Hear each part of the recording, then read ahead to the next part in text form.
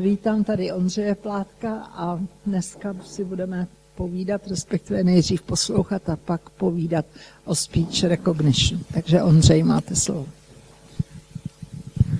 Good afternoon.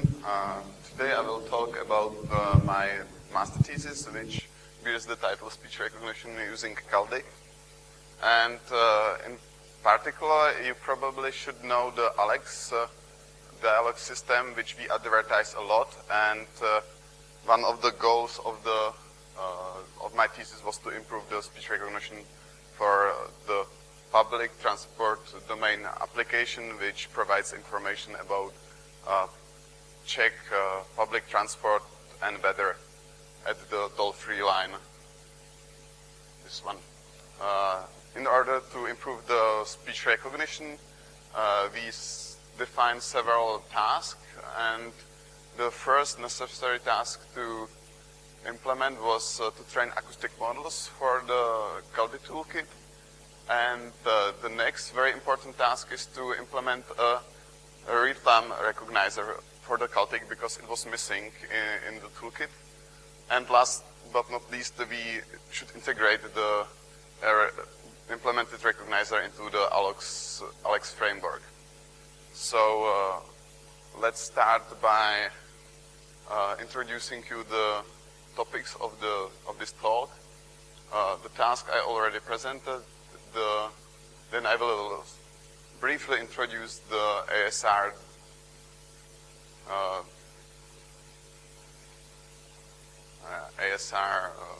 theory, or the theory which I need for my thesis, and the next section is the most important one. I will show that it my implementation was successful. In this part, I hope that you would not sleep, and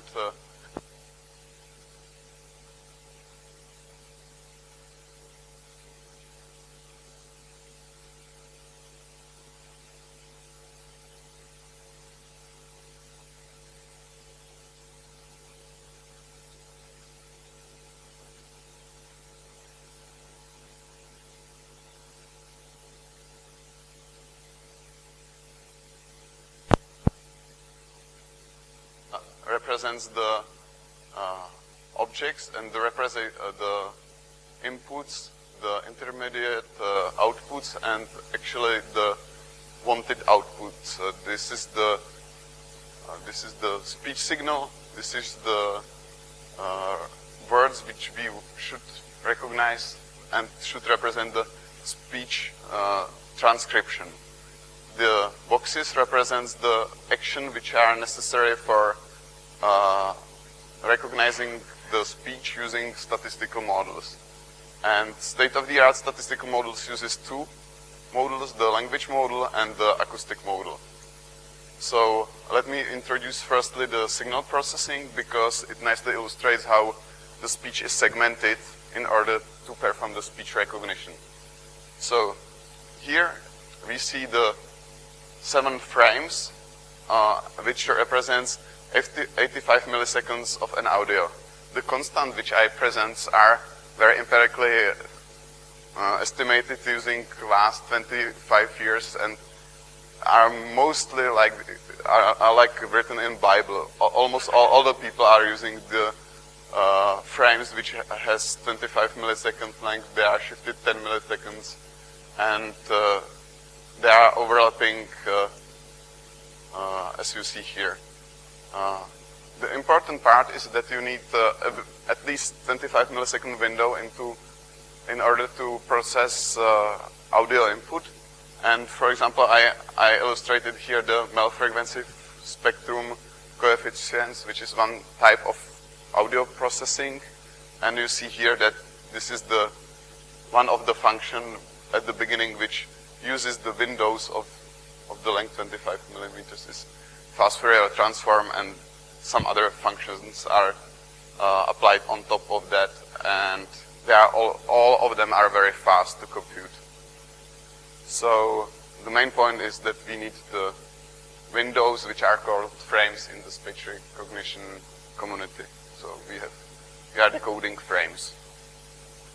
So we describe the continuous speech recognition, when we decode several words which user speaks continuously, there is the problem, the task of pattern matching and of decoding. The pattern matching tries to match the acoustic signals into words and or some other units, and the words which are combined and needs to be and forms a search space, needs to be decoded using a graph algorithm, typically because the Viterbi algorithm is used in order to search the space fast and without any delays. So why I presented this organization, it's because we need to train HMM acoustic models in order to use the Kaldi recognizer. We need to tune the parameters which affects the search speed and the search quality. And also we implemented a normalization of the output of the decoder, and we changed its interface so it can be applied incrementally, because previously the Kaldi toolkit only developed a batch interface, and I will present in few slides what's the difference. So let me present the format of the output. I will just jump to this picture. So now we are in the ideal world, we will always recognize the best, the real word transcription which the humans can basically understand. But unfortunately, because we use statistical models, we have several options, several hypotheses. So we represent them in lattices in our framework, in the Kaldi framework. And what we have done, that we transform the Kaldi lattices, which is at state level. It's very quite low level lattice, into word lattice, where you see on each edge, you see that each edge bears a word and a weight. And for example, here is the most probably hypothesis: "Hi, how are you?" And you can follow the edges over the finite-state transducer to emit the hypothesis, "Hi, how are you?" And these numbers are normalized to express the posterior probability. So previously there was only likelihoods or some kind of likelihoods in the Kaldi toolkit, and we normalize it to the word posterior lattice, which we use to pass the hypothesis in the dialog system, and it's quite useful to have the hypothesis normalized. So in order to evaluate my work, I selected three measures which we target the best results for these three measures. Obviously, we measure word error rate because it is the quality of the speech recognition. It measures the accuracy of the speech recognition. Arguably, the most important measure is the latency, because as we use the speech recognition in a dialog system, the user expects the results in under 20 milliseconds. So the latency measures the time of the delay, and we target latency under 100 milliseconds. So last but not least, the real-time factor allows us measure the ratio between how the speed of the decoder and the utterance length. I mean, if the real-time factor is 1, the decoder decodes as fast as the user speaks. If it's 0.5, the decoder decodes it's twice as faster as the user speaks. And so obviously we target real-time factor below 1, and in practice even around 0.5. I will show you in the graphs. So this is the most important slide in the presentation, and it shows the wave duration, the latency, and 2 types of speech recognizers. One is the Google Speech API cloud service, and one is another one, the blue one, is my implementation of the incremental decoder. And the important message is that if you decode with the Google Cloud Service, which uses the batch processing, it means that we let the user speak, and at the end of the utterance, we send the whole utterance to the Google Cloud Server. It recognizes the utterance and it returns it back. Obviously, if the utterance has length of 18 seconds, it lasts 25 seconds to decode it, which is unbearable. For the user in the spoken dialogue system, nobody can wait 25 seconds. They usually hang the dialogue system. So the task was to implement the online interface, which can incrementally decode as the user speaks and exploit the time when the user speaks. And at the end, you see that almost we have constant time for in comparison for the Google Speech API. So how do we set up the values, and what is the word error rate for this setup which I presented? We have selected several, we explored several parameters, beam parameter, lattice beam parameter, and one other, which I will not mention. And the beam parameter reduces the accuracy of the decoding, but allows to decode faster the utterance. Basically, if you have the beam search in the Viterbe algorithm, it reduces the number of hypotheses which are selected and selected for the output. The lattice beam parameter, it doesn't have anything to do with the decoding itself, but when we build the lattice, we use approximation for the determinization of the lattice. So this parameter affects the level of approximation, and again, if we use a higher level of approximation, the ASR output is not so has lower quality, but it's much more faster. So let me introduce what the graphs mean. Here is the read time factor, which says how fast the decoding is, and you see that it grows as the parameter, as we search much more space in the decoding. On the other hand, the word error rate, which is on this epsilon axis, decreases. So we selected the beam of 13 because the word error rate is much lower than at the beginning of the parameters which we explored, which is from 8 to 16. And on the other hand, we have reasonable real-time factor around 0.6. If you wonder why the function of the green function is cut off at 0.6, is because we limited the threshold of maximum active states. So the worst case scenarios are also decoded with such real-time factor, which is faster than the user speaks. So we didn't have to wait even for the worst case scenarios.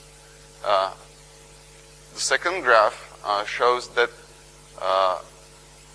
when we extract the lattices, the word error rate doesn't change. And you probably should ask why we use the we explore the lattice beam when the accuracy does not change. The problem is that because we measure the word error rate only on the one best hypothesis, and the lattice also, let me show you the lattice. The lattice also incorporates other hypotheses, right?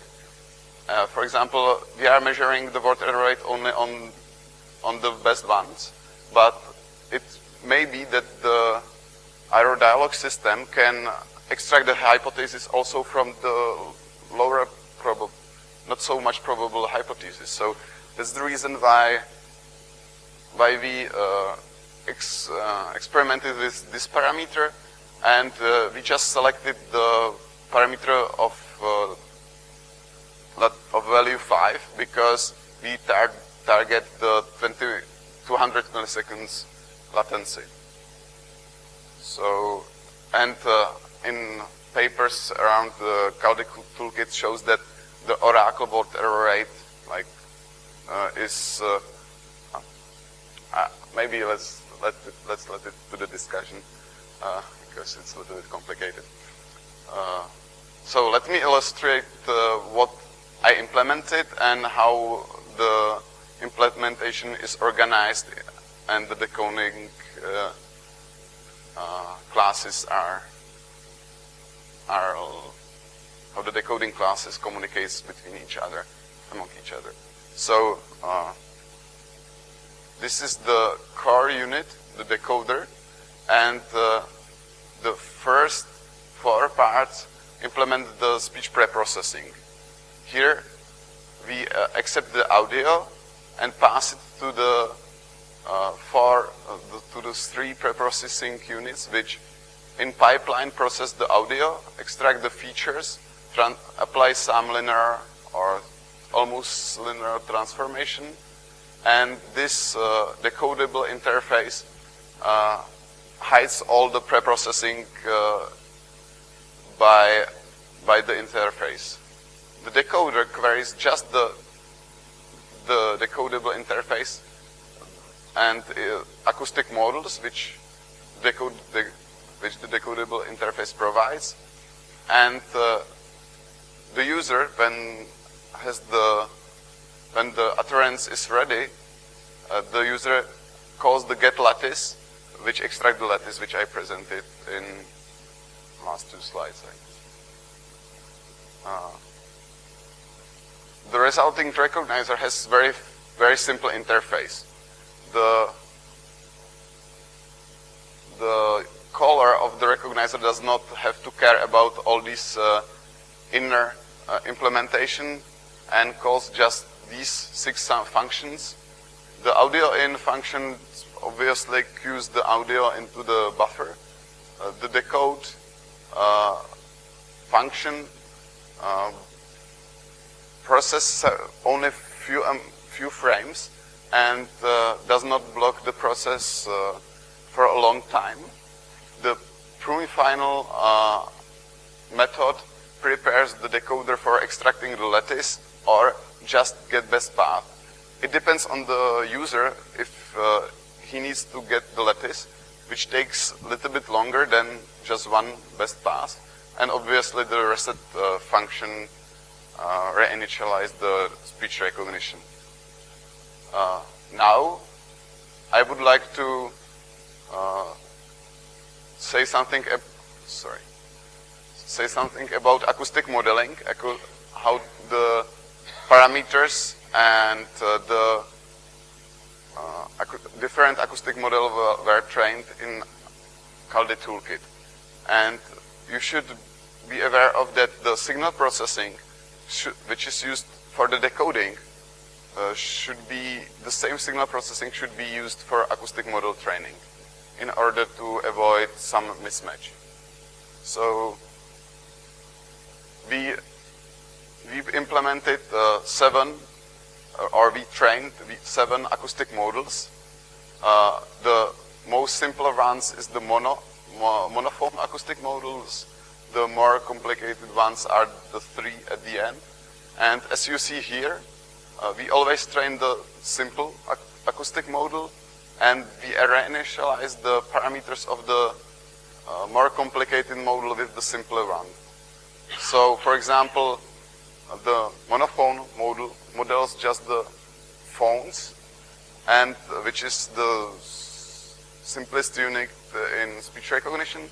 The triphone model models the phone and its context, its previous and the consequence and the next phone. And you will see that the more complicated model should improve the speech recognition result.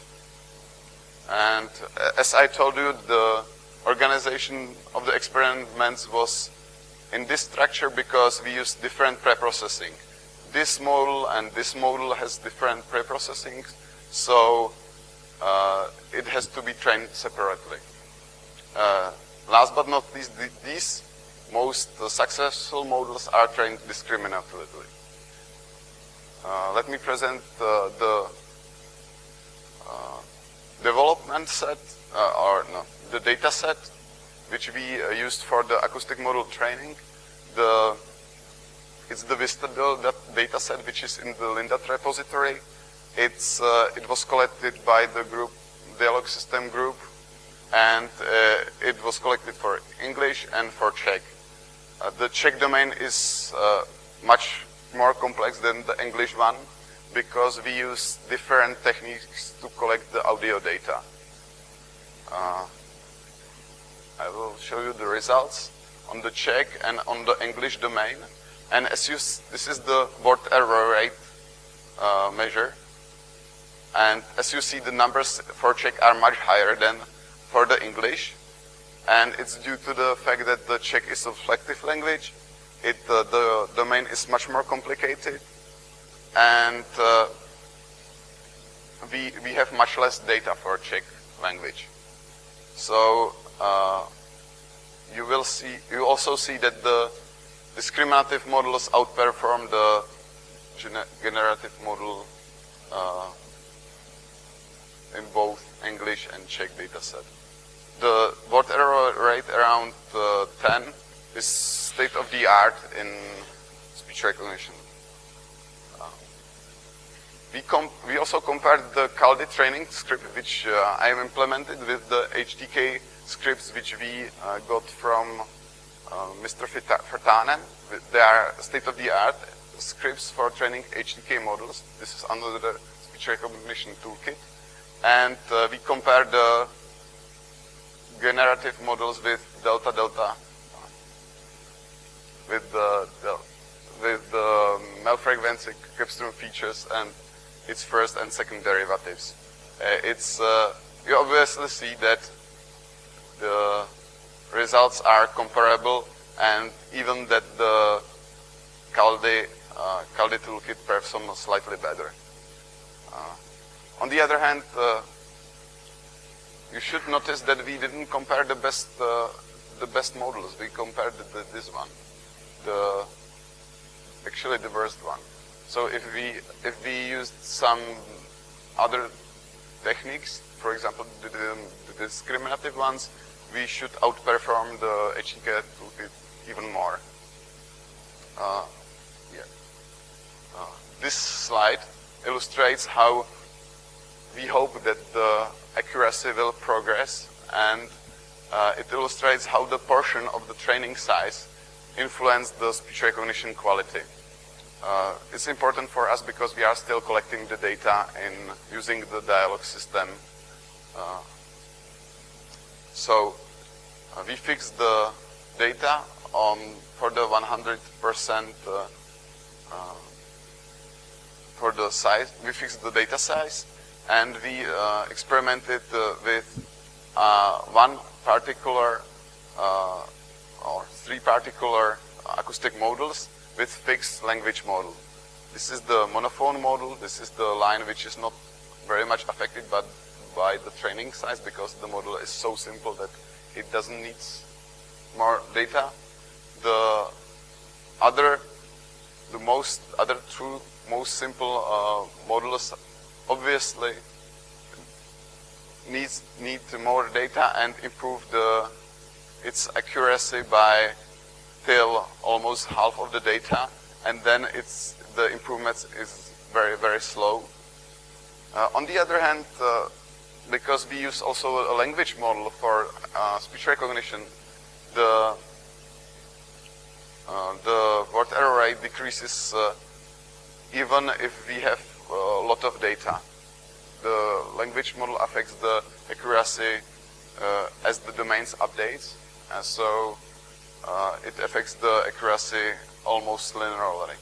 And note that this word error rate is on the vistadial dataset, where we have the mixed domain, and this accuracy is in our dialog system when we build the language model only for the task of public transport information. So nowadays it's quite reasonable. It's around 26, or even better. So to conclude, we implemented a real-time online speech recognizer. We developed training scripts for Kaldi toolkit and compared them with the HDK Toolkit. Note that the scripts are also imported back to the toolkit which we used. So we successfully, when you download the toolkit, you can use our vistadial dataset to train the acoustic models. We also integrated the speech recognition system in the Alex dialog system framework, and in particular, when you call the line, and you should call it, you will see how the speech recognition works with the Kaldi toolkit. Let's present the most successful results which we found by the acoustic model training and searching the speech recognition parameters. We obtained a word error rate of 22 with latency under 200 milliseconds for the dialog system, and on the vistadial datasets we obtained results about 50% of word error rate, which seems rather high, but I would guess that it cannot be improved much more. On the other hand, the vistadial datasets for English seems really reasonable. So, if you have any questions, I have some slides prepared for further details, but I would prefer if you ask questions now, and I will conclude later.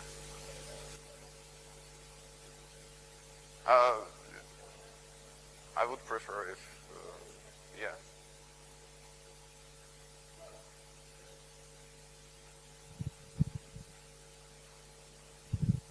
Okay, can you bring back the slide with those feature extraction boxes, and there were no, that's the more detailed, this one. This one? There are some kind of feedbacks, or at least these look like. You mean the red lines? Yes, what are they? The problem which we faced at the beginning, that in the speech recognition toolkit they implemented some kind of online demo. On the other hand, it was they implemented actually this feature preprocessing, and the problem is that if you call the decoder to decode, you should not block for a long time because you want the application to be responsive. And if you don't have any audio, because the user does not say anything, and the voice activity detector does not provide the audio to the buffer, you should not block the process. So we implemented the decoder so that if he queries always the previous component to compute the new features. These are the red lines.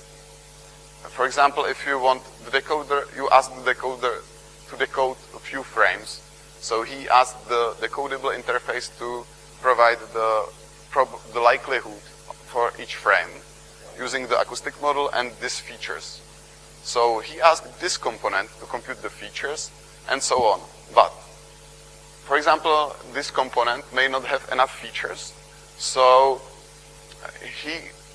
we allowed it to return default value, null value, let's say, and the decoder immediately returns that it decodes 0 frames. It does not block. So the interface, maybe I will show you the functional example, which this is the, I'm sorry for presenting code, I don't know, I know it's not good practice, but here you send the audio in the recognizer, and here you specify to decode few frames. For example, you limit it to 10. It's reasonable. It's a reasonable number because you know that the frames are shifted by 10 milliseconds, and if you specify 10 maximum frames, you know that in 10 milliseconds you are able to get the results.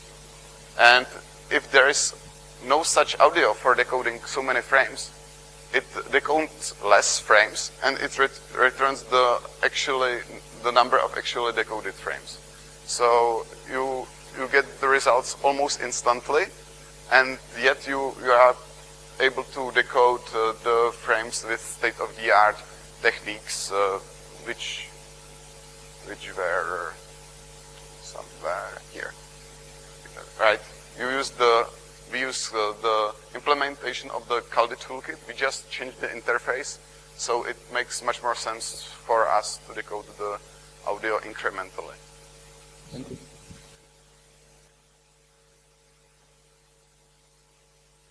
Thanks for the talk. I have a question about, well, okay, let me formulate it in my head first.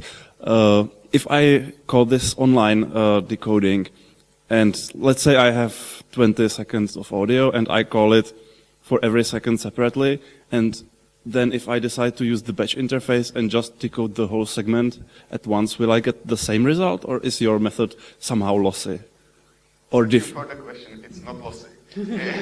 Perfect. Actually, we implemented, we used the batch recognizer as a reference, and we have exactly, like in binary form, exactly the same results. Right. So, yeah, my follow-up question would have been, why didn't you compare your online recognition with the batch version of Kaldi? And that's it. It's not different at all. That's exactly it. Great. On the other hand, I have to admit that the Kaldi toolkit is very well known for a lot of feature preprocessing techniques, not just these. And we are able to use just the non-speaker adaptive techniques. It does not limit us in the dialogue system because we target these settings. On the other hand, other people may use also the speaker adaptive speech preprocessing techniques, and we does not support that because it's much more harder to design the interface. But I have to admit that I motivated the maintainer of the Kaldi toolkit to implement it. I a little bit helped it.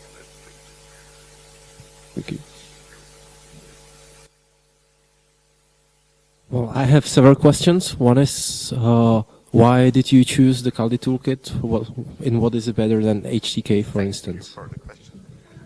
I have one slide for it.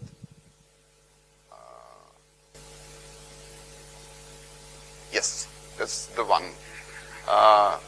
Obviously, we choose some toolkit for speech recognition because we need speech recognition in dialogue system.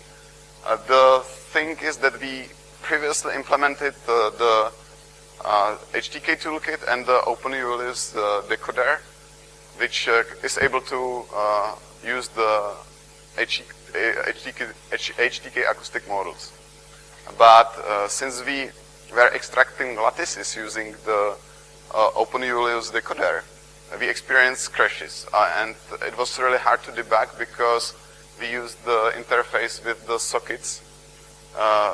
We communicate with the decoder using sockets, and Philip told me that it's unbearable to use this software, and we also noted that the OpenULI's decoder is very slowly developed, and there is, according, this is my point of view, but the documentation is very poor, and is in Japanese mainly, and English secondly, and I don't want to learn Japanese for that. And the other options are usually, the thing is that they are closed for commercial, they have license issues mainly.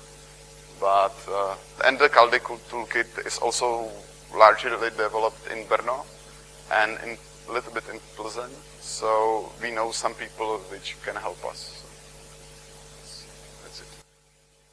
Okay, thank you. My second question is about the user satisfaction, or how to call it.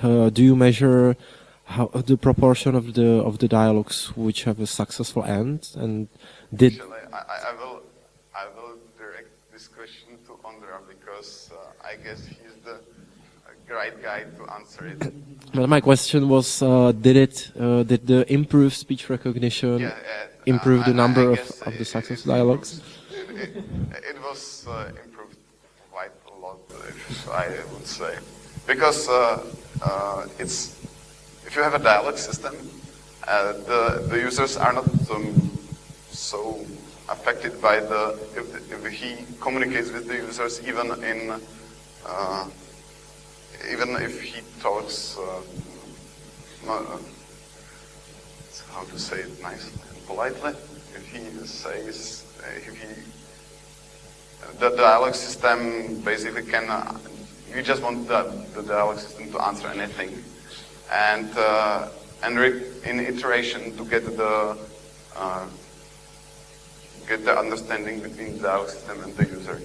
The problem of the previous implementation with the ASR Google Cloud Service was that the user didn't have any feedback. He just waited for a lot of time, and he hung up the dialogue system. So anything was better than the previous implementation. That was the easy part for me. Word error rate is now about reduced to about half. We had a word error rate of 44% or almost 50%. So I think that the dialogue system had trouble understanding anything at all with Google ASR. Yeah. Because, but I didn't want to mention it because it seems it's unfair, because he didn't have the Google speech recognition service does not have our language model. It has very general language model, and we have fairly specific tasks. So yeah, it may be right that we have better accuracy, but yeah, but I think that's what matters for the task. Okay. I know that it's unfair to compare and say that we are better than Google because we have a very specific task, and Google is not optimized to that task. But in the end, it helped us a lot if we started using the system you implemented, because otherwise I really had trouble talking to the dialogue system and get it to understand me. Actually, I didn't know it very much because I didn't use it before I implemented it. Well, I think you're lucky. Okay. The question is about the discriminative learning. Can you say something briefly about it? Do you have a specific question about discriminative training, or how is it done, or how it performs, or what's the problems, or all of that? Well, what I imagine when you say you train these models is that there is something like HMM hidden in it, and I can explain it a little bit better. As I said, let me go to the beginning. Usually the task of speech recognition is set up like this. You have the acoustic model, which estimates the probability of acoustic features given a word sequence. And using the bias rule and the language model. Oh, there should be W actually. No. Okay. You search for the best hypothesis, and the acoustic model in the generative models try to estimate the probability as accurately as possible. On the other hand, the discriminative training is a little bit cheating. It uses the discriminative. It is initialized by the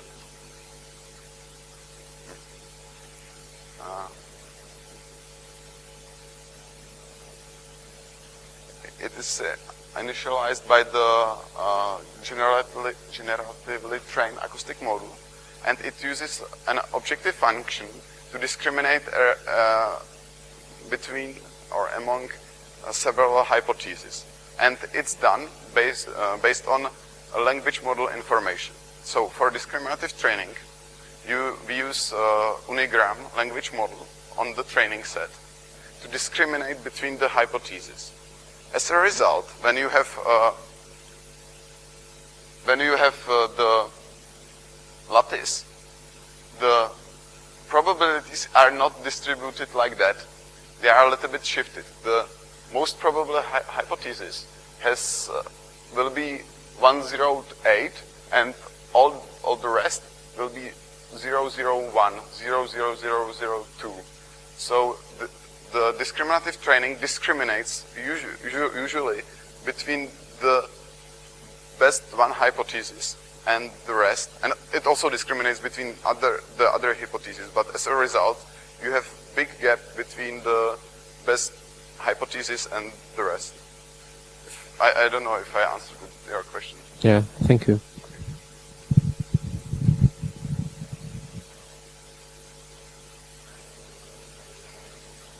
Question. How did you get that amount of data? I mean, okay. English and Czech. Yes,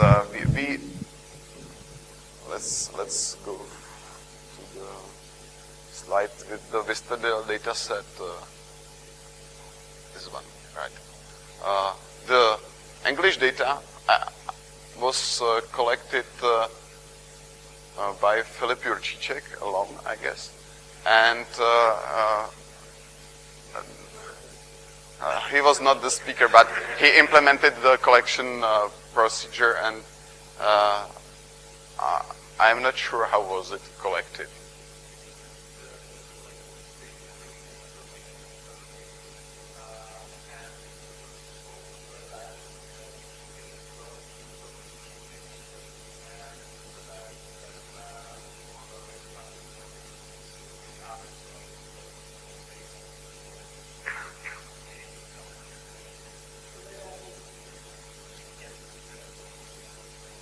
But I can answer the part for the Czech corpora, for the Czech dataset.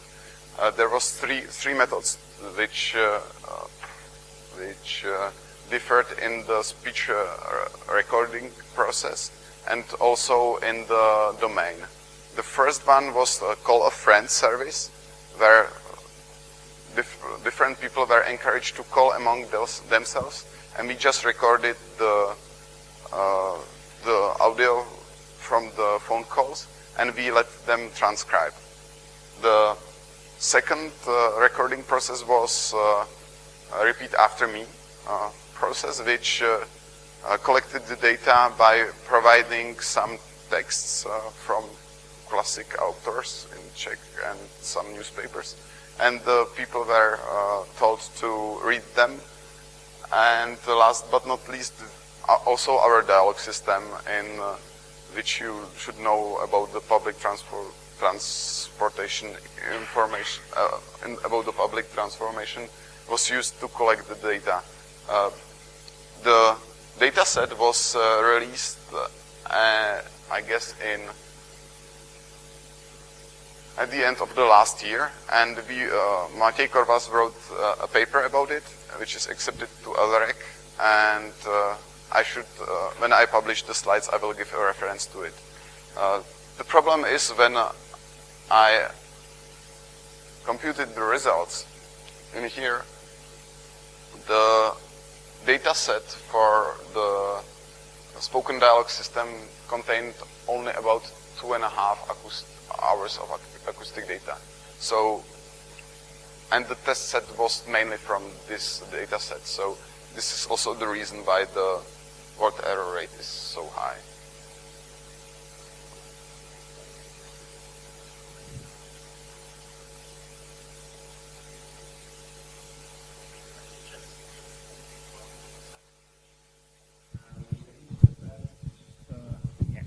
When you compare the word error rate with the HDK Toolkit, why didn't you use the best method available and use just the generative method?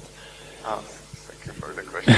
You probably know the answer, but well, I suppose I kind of can think of an answer, but I don't know if it's right. The thing why we use this quite basic generative models is that the HDK Toolkit does not support, or until very recently does not support, the generative models. And the HDK Toolkit also does not have good training recipes or scripts how to train them. The Kaldi Toolkit excels in providing a lot of prepared training scripts for specific acoustic data, and you can very easily modify them for your data. So this is the reason also why we choose the Kaldi Toolkit to build the acoustic models.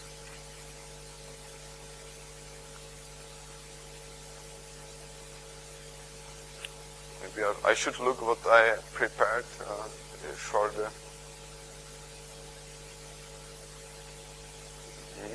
Okay.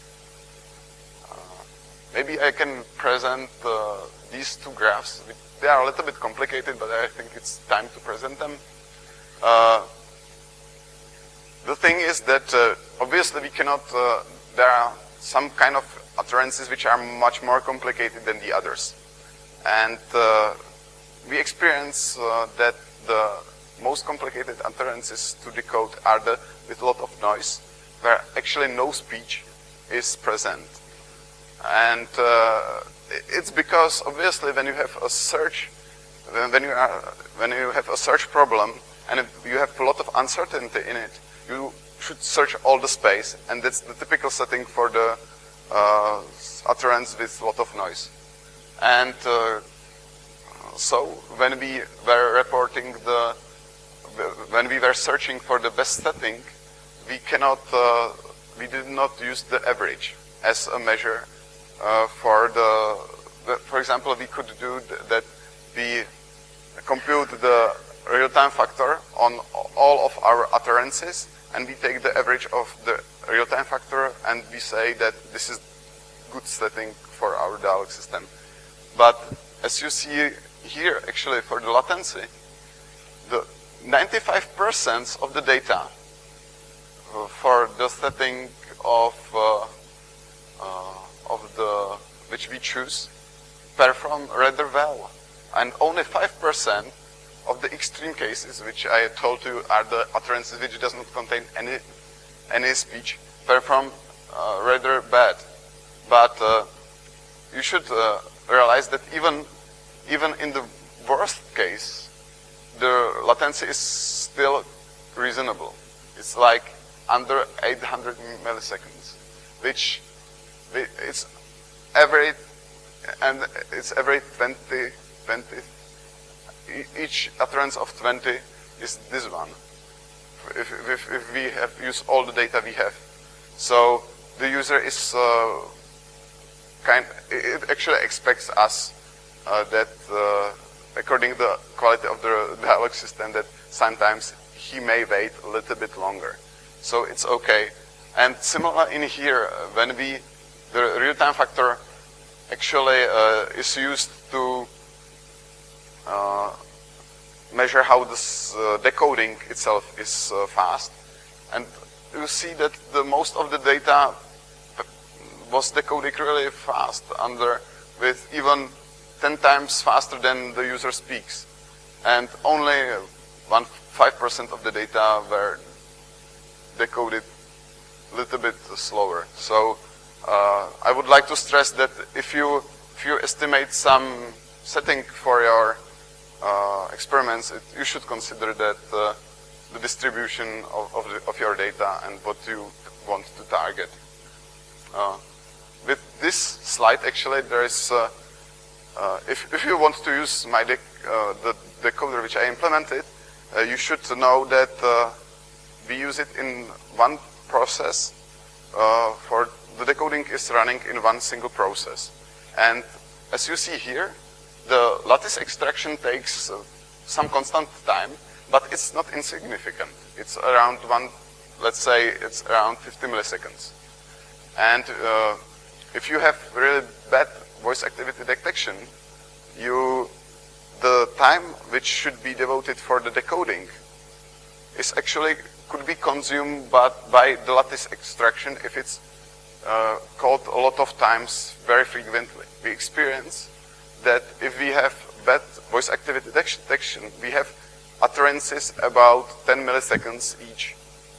And that means that we will always extracting the results and never decoding. So the dialog system waited a lot of time because he was just extracting nothing. So that's just a technical remark about how to set up and how to use the online recognizer. You said that the batch setup performed exactly the same as the online setting. So is it just the observation, or are there some theoretical backgrounds on which it is? No, actually, is it not guaranteed that it will happen all the time? It was just good luck? No. If I understand the question correctly, you are I'm asking if the Kaldi batch. If you run it in a batch processing, you can the whole utterance can be decoded or optimized as a whole unit. But if you are appending those new states and those are already fixed, you may have chosen a bad. That's right, but actually, I'm comparing the methods which does not apply such improvements for batch processing. The thing is that I said that we are using the non-speaker adaptive methods. Technically, it means the one which I use. Technically, it means that they does not use any advantage of batch processing. So Speaker adaptation. I just meant forward, backwards, or Viterbi decoding, which have to be. Viterbi decoding just decodes forwards, right? It does not. It's one phase decoder. In Kaldi Toolkit, we have one phase decoder, which starts at the beginning and performs Viterbi decoding to some phase. And then the lattice extraction is computed at the end, on request, right? Oh yeah, so I understand. This is in the lattice extraction. That's backwards. Yeah, exactly. Pass, and you already have those data. Okay. So when I call the lattice extraction on the whole audio which is decoded, and it doesn't matter if it was decoded by the batch mode or by the online recognizer which I implemented, it gains exactly the same lattice and exactly the same results. Yeah, so you are calling the lattice extraction at the end of each utterance, yes, not in the middle. So those latency times. Yeah, that's a very good question. These are not measured after the lattice extraction, but they are just the time of lattice extraction. Thank you for the question. I should mention it before. The time of the lattice extraction is directly corresponding with the latency. So actually, it's the time of the lattice extraction is the latency. So here you see that the latency for our the lattice extraction takes at maximum 200 milliseconds for So 95% of the data. So this latency is measured from the point when I finish my utterance. Yes. It is not online in the sense that it would make every new word as I speak it, as I say it, and every 20 milliseconds there would appear a new result in the lattice. So it could actually you can call the lattice extraction at any point. Yeah. The point is that you should wait this time, approximately 100 milliseconds, to get the result. So it's kind of, if you are performing the decoding in one single process, you should consider the benefits of calling the lattice extraction and the delays which causes in the decoding. So we are calling the lattice extraction at the end of the utterance, or at the end what we think is the utterance. okay, and can it be run in multi-threaded mode? In theory, it should be possible, but I didn't test it. So I mean, I designed it so it should be easy to modify it, to run it in multiple processes, but there might be some problems. I cannot guarantee that it's thread safe. That's if you are asking that. Okay. But I can implement it if you give me some remarks. So, thank you. So I guess that's if I don't want to have some lot more theoretical words, so I will end my talk.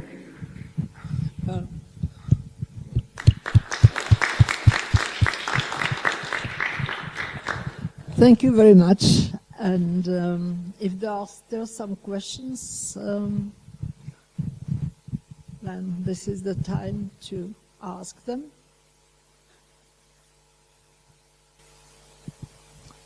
If not, then I would like to thank the author, especially for his